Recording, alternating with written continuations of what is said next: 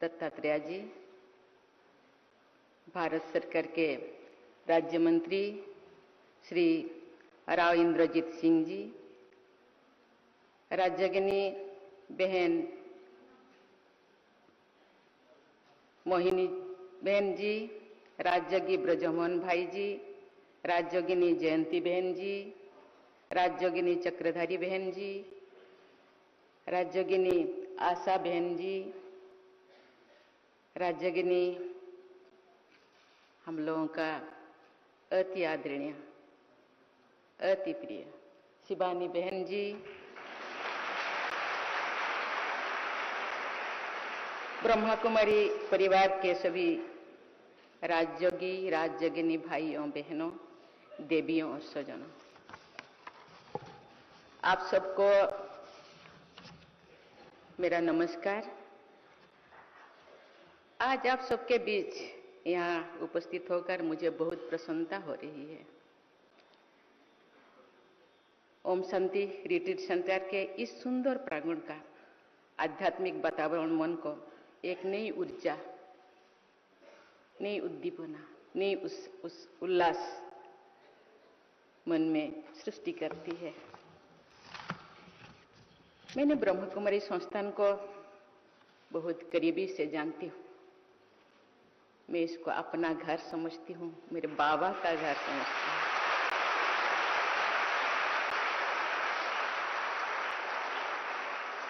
इस साल की शुरुआत में ही मुझे माउंट आबू में ब्रह्मा कुमारी के अंतर्राष्ट्रीय मुख्यालय जाने का अवसर मिला था। वहां जाकर मुझे असीम आनंद और शांति की अनुभूति हुई थी। देवियों और स्वजनों, आज के इस राष्ट्रीय सम्मेलन का विषय मूल्यनिष्ठ समाज की नींव में महिलाओं की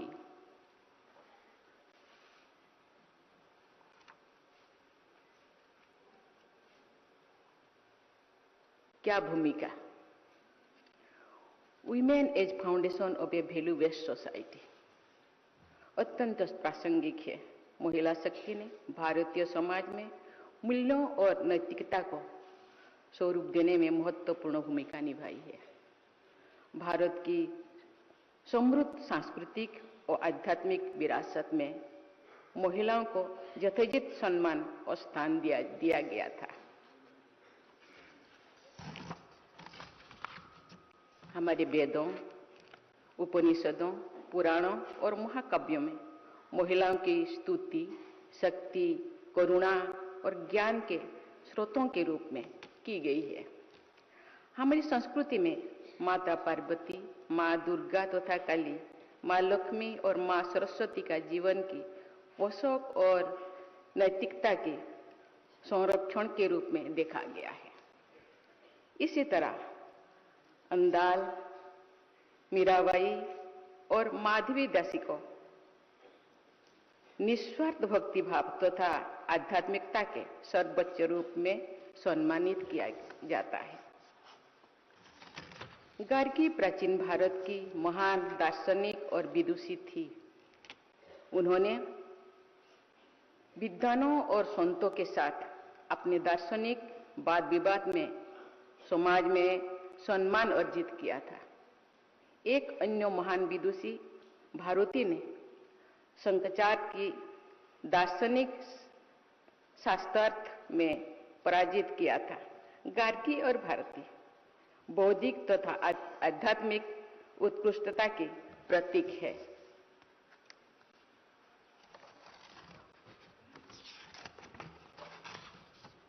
ज्ञान के प्रति उनकी अटूट प्रतिबद्धता महिलाओं की असीम क्षमता को प्रदर्शित करता है। ऐसे अनेकों उदाहरण मौजूद हैं जहां महिलाओं ने अपनी बुद्धि, विवेक और ज्ञान के बल पर ख्याति अर्जन कर सर्वोच्च स्थान प्राप्त किया है। महिला एक प्रेरणा शक्ति के रूप में कैसे अपना सकारात्मक प्रभाव छोड़ सकती है, इसका एक उदाहरण राष्ट्रपिता महात्मा गांधी के जीवन में दिखाई देता है। गांधी जी की प्रेरणा के स्रोत उनकी पत्नी कस्तूरबा गांधी थी। गांधी जी से असहमत होने पर कस्तूरबा जी असहयोग करती थी, जिसका गांधी जी ने कई बार उल्लेख किया था। गांधी जी ने लिखा है कि उन्होंने अहिंसा का पाठ अपनी पत्नी से तब सीखा जब उन्होंने कस्तूरबा को अपनी इच्छा के आगे झुकाने की कोशिश की। इस होठधर्मिता का कस्तूरबा ने दृढ़ प्रतिरोध किया। वही दूसरी ओर उनका शांत समर्पण का भाव भी बना रहा। इस प्रकार अहिंसा, असहयोग तथा सत्याग्रह का पाठ गांधी जी ने कस्तूरबा जी से ही सीखा। मुझे प्रसन्नता है कि ब्रह्मा कुमारी संस्थान ने नारी शक्ति के केंद्र में रखकर भारतीय मूल्यों को पुनर्जीवित करके प्रयास किया है। ब्रह्मा कुमारी संस्थान आज नारी शक्ति द्वारा संचालित विश्व का सबसे बड़ा आध्यात्मिक संस्थान है। ब्रह्मा बाबा ने लगभग 90 वर्ष पहले नारी शक्ति के सामर्थ्य और नेतृत्व की उचित स्थान दिया था। संस्थान के 46,000 से अधिक बहनें दुनिया के 140 देशों में आध्यात्म और भारतीय संस्कृति परंपरा को आगे बढ़ा रहे हैं। देवियों और स्वजनों, इन दिनों हमारे सामाजिक जीवन में प्रतिस्पर्धा बढ़ती जा रही है। आज का आदमी धन, शक्ति, प्रसिद्धि और प्रतिष्ठा के पीछे भाग रहा है। आर्थिक रूप से मजबूत होने में कोई बुराई नहीं है, लेकिन केवल पैसे के लिए जीने से ऐसा जीवन व्यर्थ हो जाता है। धनवान होने में कोई बुराई नहीं, लेकिन धन के पीछे सदैव भागते रहना निरर्थक है।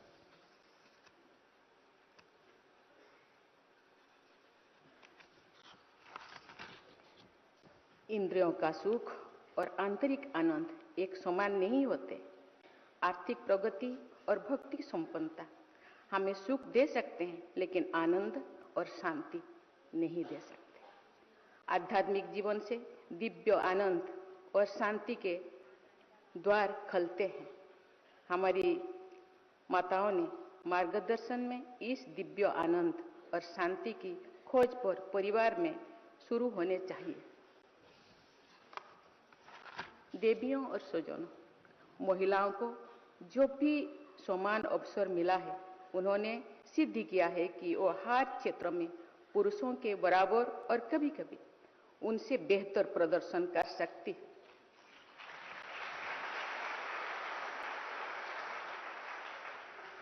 विज्ञान, खेल, कला, राजनीतिक नेतृत्व, रक्षा, चिकित्सा तथा इंजीनियरिंग आदि सभी क्षेत्रों में महिलाओं ने कई कीर्तिमान स्थापित किए हैं।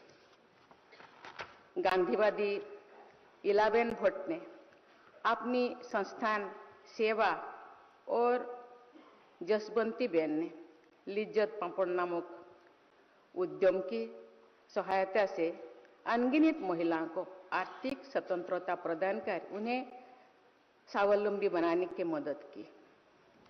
केरल की कात्यायनी अम्मा ने 98 वर्ष की उम्र में साक्षरता प्राप्त कर महिलाओं के धैर्य और संकल्प की एक नई परिभाषा दी है। इस तरह कर्नाटक में पर्यावरण की रक्षा में सक्रिय वयोवृद्ध सालुमरोदा तिम्मक्का ने हजारों वृक्ष लगाकर वन संरक्षण में अद्भुत योगदान दिया है। चिपको आंदोलन में ग्रामीण महिलाओं के नेतृत्व से पर्यावरण संरक्षण के प्रयासों के लिए एक अनुकरणीय उदाहरण सामने आया है। ये सब उदाहरण विपरीत परिस्थितियों में भी भारतीय महिलाओं की संकल्प शक्ति, दृढ़ निश्चय और लगन की जीती जागती तस्वीर है, मिसाल है। देश में असंख्य महिलाएं हैं जो बिना किसी डिग्री या फॉर्मल एजुकेशन के विभिन्न क्षेत्रों में उत्कृष्ट योगदान दे रहे हैं। मैं प्रायः कहती हूँ कि महिला सशक्तिकरण के सामाजिक और आर्थिक दोनों पहलू हैं, लेकिन साथ ही साथ इसमें आध्यात्मिक पहलुओं को भी जोड़ना चाहिए। आज भारत विश्व की 5वीं सबसे बड़ी अर्थव्यवस्था है। भारत एक और बड़ी आर्थिक महाशक्ति के रूप में उभरे। इसके लिए एक अत्यंत महत्वपूर्ण है कि वर्कफोर्स में भी अधिक से अधिक महिलाएं भागीदारी बने। अनेक क्षेत्रों में महिलाओं की भागीदारी बढ़ रही है, लेकिन क्या ये अपने क्षेत्र में सर्वोच्च स्थान पर पहुंच पा रहे हैं? एक आंकड़े के अनुसार भारतीय कंपनियों के बोर्ड में केवल 7% महिलाएं एग्जीक्यूटिव पोजीशन पर है। प्राइवेट सेक्टर में मिडिल लेवल में मैनेजमेंट में भी वुमेन पार्टिसिपेट में एक स्तर के ऊपर कभी देखा नहीं जा रहा है। इसका मुख्य कारण है पारिवारिक दायित्व। मैं देखती हूं कि कामकाजी महिलाएं ऑफिस के साथ साथ घर की जिम्मेदारी भी उठानी पड़ती है। हमें ये सवाल पूछा होगा कि क्या बच्चों और घर की जिम्मेदारी केवल महिलाओं की है? हमें इस सोच को बदलने की जरूरत है। उन्हें परिवार से और अधिक सहयोग की जरूरत है, जिससे वे बिना किसी बाधा के अपने करियर में सर्वोच्च शिखर पर पहुंच सके। देवियों और स्वजनों, भारत इस वर्ष G20 समूह की अध्यक्षता कर रही है। भारत के G20 एजेंडा में वुमेन लीड डेवलपमेंट पर प्राथमिकता बनाए रखना शामिल है। मुझे विश्वास है कि भारत द्वारा G20 फोरम का उपयोग महिला सशक्तिकरण का बढ़ावा देने तथा विश्व समुदाय में समावेशी विकास में महिलाओं की भूमिका को रेखांकित किया जाएगा। देवियों और स्वजनों, आज मुझे एम्पावरिंग द फैमिली अभियान का शुभारंभ करके प्रसन्नता हुई है। एक माँ का स्वभाव हमेशा समावेशी यानी इंक्लूसिव होना चाहिए। एक माँ कभी अपने बच्चों में भेदभाव नहीं करती है, इसीलिए प्रकृति को भी मदर नेचर कहा जाता है। भारतीय परंपरा में परिवार को सबसे अधिक महत्व दिया जाता है। स्वस्थ परिवारों का योग आदर्श गांव में है। आदर्श ग्रामों के संयोजन से आदर्श जनपद और आदर्श जनपदों के संयोजन से आदर्श राष्ट्र बनता है। इसका तात्पर्य ये है कि परिवार ही आदर्श जीवन का आधार है। जैसा कि हम सभी जानते हैं, परिवार में पहली शिक्षक हमारी माँ होती है। माँ न केवल बच्चों को परिवार बल्कि पड़ोसियों और पर्यावरण से परिचित करती है, बल्कि प्रचलित मूल्यों को भी बात करती है। हमारी माताएं हमें हमारे शास्त्रों और पुराणों से परिचित कराती है और हमें कोई प्रेरणादायक कहानी भी बताती है। हम सभी ने बचपन में सभी सावित्री, सीता, अनुसुईया के बारे में सुना है। हमने अर्जुन की वीरता और कर्ण के दान की गाथाएं बच्चों को सुनाते हैं। हमने श्रवण कुमार की पितृभक्ति और हरिश्चंद्र की सत्य के प्रति निष्ठा के बारे में भी सुना है। लेकिन मुझे लगता है कि इन दिनों माताएं अपने बच्चों को ये आदर्श जीवन के बारे में बताते कि नहीं। मुझे लगता है बताना प्राथमिकता है। वे बचपन से ही अपनी संतान को करियर कॉन्शियस बनाते हैं। माताएं चाहती है कि उनका बच्चा डॉक्टर हो, इंजीनियर हो, बड़ा अधिकारी या वैज्ञानिक बने। लेकिन माताओं को चाहिए कि वे अपनी संतान को सबसे पहले एक अच्छा इंसान बनने की प्रेरणा दें।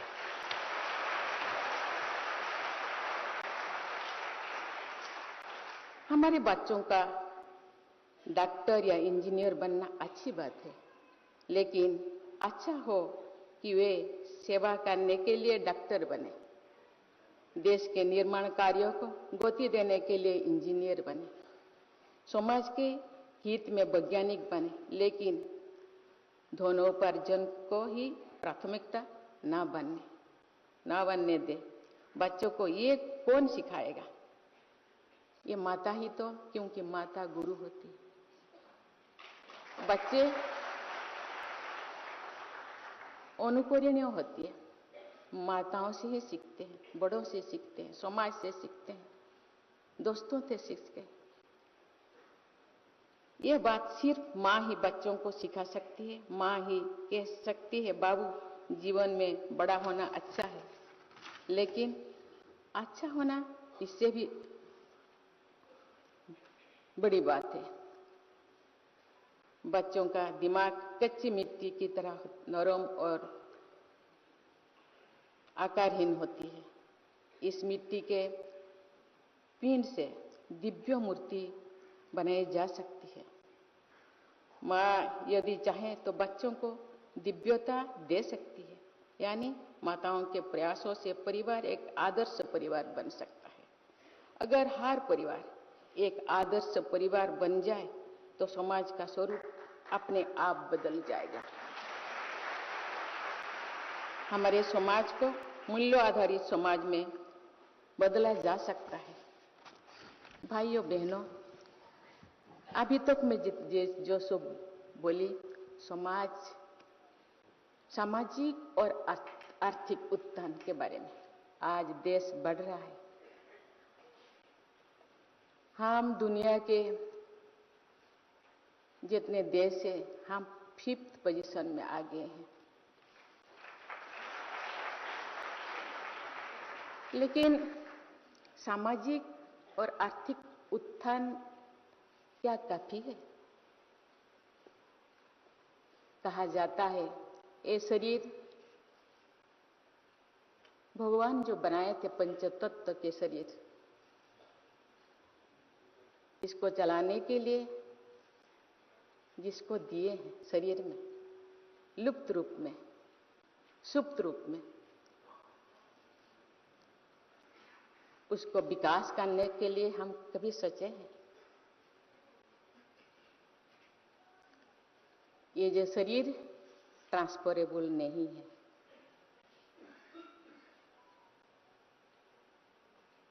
आध्यात्मिक शक्ति या जिस आत्मा का विकास करने से आत्मा ट्रांसफरेबल है, एक कैरी फॉरवर्ड होता है।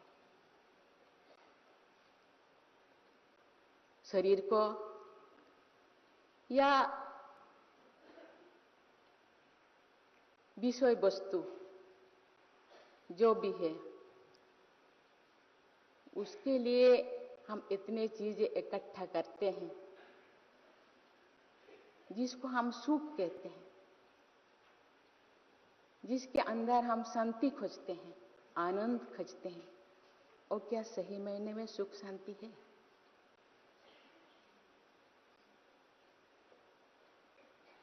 ऐसे ही सही बाहर से हम मुस्कुराते हैं, लेकिन क्या छुपाते हैं? इसीलिए इस शरीर को चलाने के लिए जो चीजें है, आत्मा का विकास जरूरी है। आत्मा को ब्राइट करना, उज्जवल करना, प्रज्वलित करना। आज यहाँ एक कन्वेंशन शुरू करने के पहले हम दीप जलाए हैं। मीन्स आत्मा को प्रज्वलित करना। शरीर को प्रज्वलित करने के लिए देश विदेश से नया नया चीजें आते हैं, लेकिन आत्मा को प्रज्वलित करने के लिए खुद के अंदर है। भगवान और शक्ति हम लोगों को दिए है। ये शक्ति हम लोगों के पास है। मैं तो ज्यादा बाबा के पास नहीं आ पाती, वो मेरे पाँव में थोड़ा बेड़ी रहता है। लेकिन मैं खुद के अंदर जो एनालिसिस करती हूँ, भगवान जो भेजे थे हम एक रॉ मटेरियल के रूप में शायद 2 चीजें लेकर के भेजे थे और छोड़ दिए थे कि 2 क्वालिटी, 2 तरीके के क्वालिटी, काम, क्रोध, लोभ, मोह, हिंसा, द्वेष, गर्व, अहंकार, घृणा, और एक सुख, शांति, आनंद, प्रेम, पवित्रता, ज्ञान। बच्चे तुम चुन लो।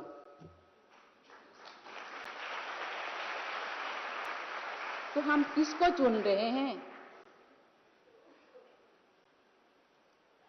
जो परमानेंट चीज,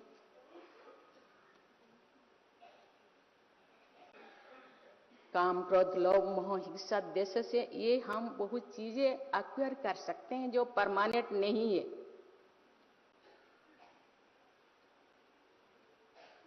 जो परमानेंट है, जो कैरी फॉरवर्ड होता है, जो मुझे पता नहीं, मैं पुनर्जन्म में विश्वास करती हूँ। आत्मा कहते हैं आत्मा अमर है, अजर अमर, ये निश्चर है। इसीलिए उसको साफ करने के लिए बाहर से कोई नहीं आएगा। इसीलिए खुद को ही, इसीलिए ये माताओं के ऊपर आज मैं बहुत सारे बहनों को मैं कलश दी। ये सारे शायद प्रतीक है, ये परंपरा है, लेकिन पहले ब्रह्मा बाबा ने ये सब चीजें शुरू किए थे माताओं को। क्योंकि माता, धरती को हम माता कहते हैं, सर्वं सोहा। क्या क्या करते हैं हम धरती के साथ, उसको ब्लास्टिंग करते हैं क्या क्या करते हैं, लेकिन फिर भी वो सहन करते हैं क्योंकि हम उनके बच्चे हैं। लेकिन सहने का भी एक सीमा होती है। इसलिए माता को भी बहुत सहन करने के, ये तो मुझे लगता है फाउंडेशन 80 साल पहले। ऐसे तो बहुत बीच में हम लोगों को मैसेंजर भेजते रहते हैं। कभी गीता के रूप में भगवान ने हम लोगों को बहुत सारे पढ़ाए हैं, गीता, भागवत, उपनिषद, क्या क्या, रामायण, महाभारत, लेकिन हम भूल जाते हैं। लेकिन फिर ब्रह्मा बाबा को 80 साल पहले ब्रह्मा बाबा को भेजे, तुम क्या हो, क्या कर रहे हो, हम किस तरफ जा रहे हैं। आज हम पर्यावरण, ग्लोबल वार्मिंग में हम फंसे हैं। आज क्या क्या हो रहा है, कल मुझे देख के दिल पूरा चूर चूर हो जाता है। 11,000 तुर्की में, क्योंकि ये तो होना है, उसका कारण हम ही है। आज पहाड़ खत्म हो गया है। मैं जो रास्ते में देती हूँ, अच्छा ये तो पहाड़ छोटा सा था, कहाँ गया ना, उसको करके हम रास्ता बना लिया। यहाँ का पेड़ कहाँ गया, पेड़ को हम क्या क्या बना लिया, फर्नीचर बना लिया, क्या क्या बना लिया। ये भगवान संतुलन बना के इस धरती को बनाए थे, क्योंकि ये पंचतत्व का शरीर ऐसे नहीं जी सकता। इसके लिए हवा चाहिए, पानी चाहिए, पेड़ चाहिए, पर्वत चाहिए, नदी चाहिए, झरना चाहिए, समुंदर चाहिए। लेकिन वो आज सभी माताएं रो रही, अपने खुद की माता भी रो रही। आज गंगा माता रो रही है, आज गौ माता रो रही है, आज सभी माताएं दुखी है। जो माता दुखी होते हैं ना, वो काली का रूप धारण करते हैं।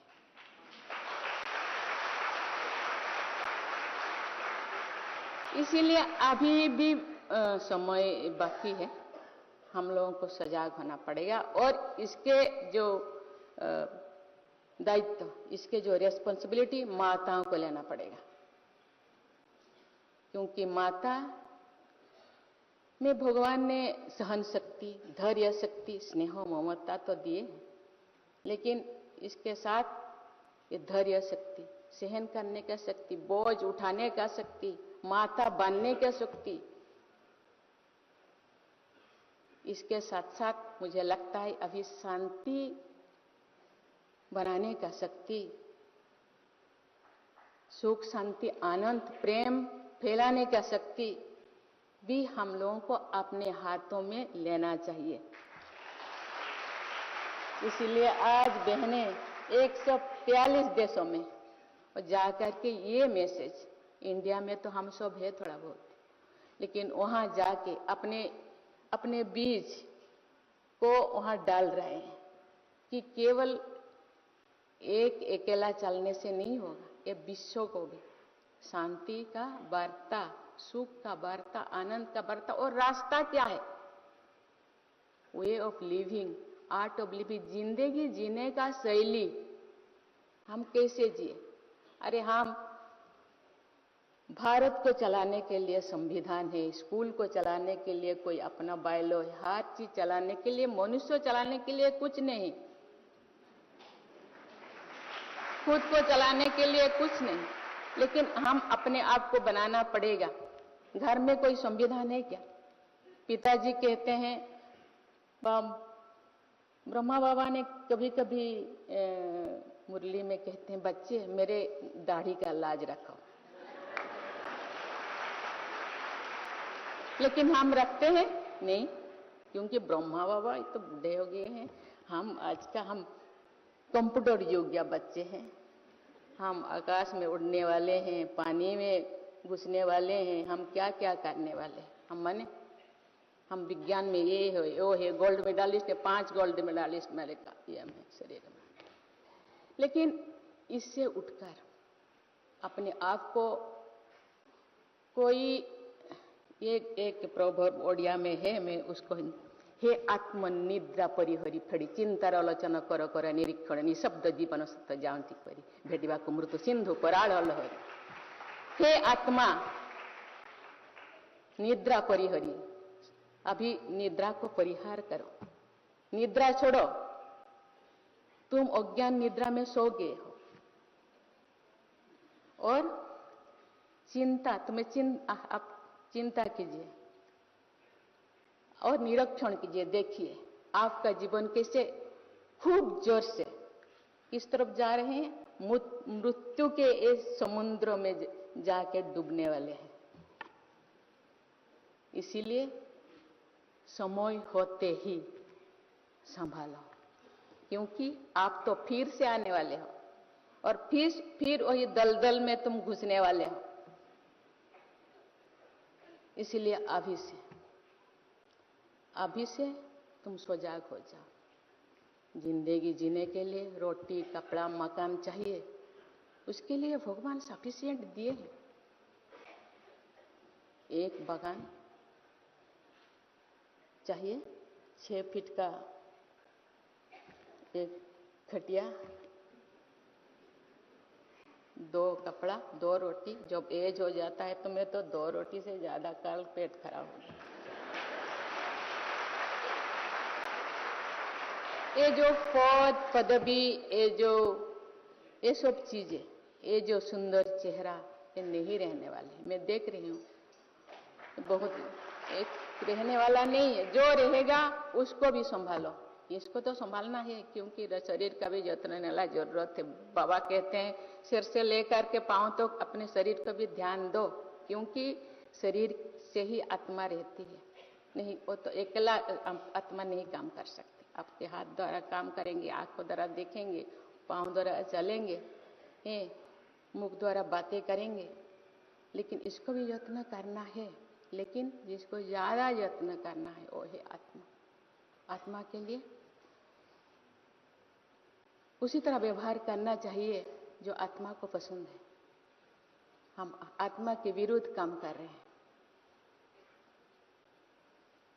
इसलिए सबको मैं कहना चाहूंगी, माताओं को तो कहती हूँ, लेकिन भाई बहन, इसीलिए तो भगवान दोनों को भेजे हैं।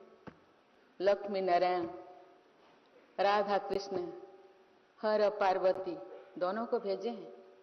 दोनों को सहयोग करना होगा, और ऐसे विश्वगुरु नहीं बनेगा। आर्थिक रूप से विश्व गुरु बनने का ठीक है, लेकिन आध्यात्मिक कभी ये विश्व गुरु कब बने था? जो ये देश में मुनि, योगी, ऋषि ये सब थे, तो उस टाइम तो शायद वो लोग तो ऐसे इतने बड़े बड़े सर्टिफिकेट लेकर के नहीं घूमते थे, उनके पास शायद इतने डिग्री नहीं था, लेकिन तो वो विश्व गुरु बने थे। जब गीता लिखे थे शायद वो कौन सी हार्वर्ड यूनिवर्सिटी में पढ़ाई किए थे, मुझे तो पता नहीं।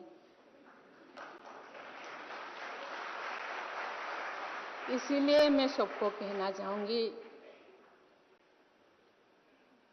कि हम लोगों को, बहनें तो अपने काम कर रहे हैं, लेकिन हम सबको जागृत कर रहे हैं।